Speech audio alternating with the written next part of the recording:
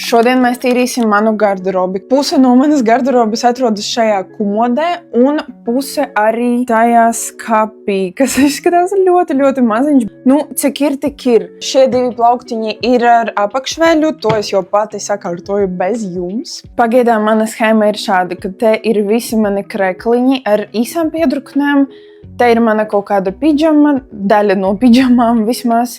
Un tad te ir viss kaut kas ar garām piedruknēm, bet arī ļoti daudz, ko es nenesāju. Pagaidām es salikšu visus tos krekliņus, kurus es tiešām nesāju.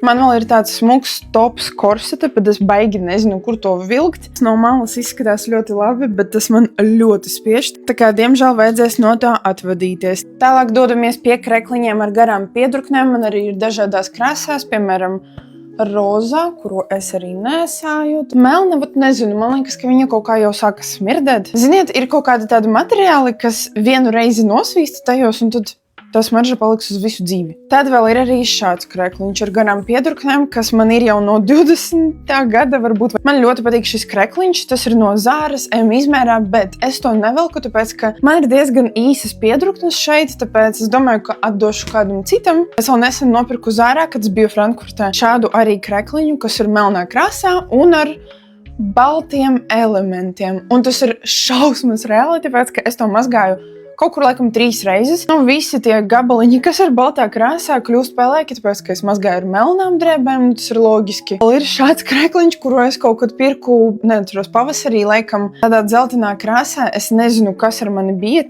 tā ir kaut kāda citrona krāsa, laikam, es nezinu. Kopš tā brīža es to uzvilku laikam kādas 3 reizes. Kādas jums ir idejas, ar ko šo var savilkt? Tādā dzeltenā krāsā. Un tad šeit apakšā man ir dažādas zeķu bikses vai arī siltās zeķes. Man ir 5 pāri ar siltajām zekēm. Mums dzīvoklī ir ļoti silti, un tāpēc es baigi nezinu, kam man ir vajadzīgas tik daudz siltās zeķes. Acu maska. Starp citu, šādām aciņām man vēl ir arī dažādas krūšu uzlīmes un tā tālāk. Šis ļoti noder vasarā, kad ir kaut kādi atvērtie topi. Man ļoti nepatīk, kā izskatās tādas bēšīgas zeķu bikses. Nezinu, kāpēc es vispār tās esmu nopirkusi. Tad man vēl šeit ir arī tāds aparāts, lai tīrītu džemperus. Šeit noteikti labāk izskatīsies visas manas pidžamas, ņemot vērā, ka liela daļa no tām tagad mazgājas. Šodienai tas bija arī viss. Ja tev iepatiksies, tad nākamajā daļā mēs sakārtosim arī manu skapi. Tur gan jau, ka vairāk vajadzēs mērīt dažādas lietiņas.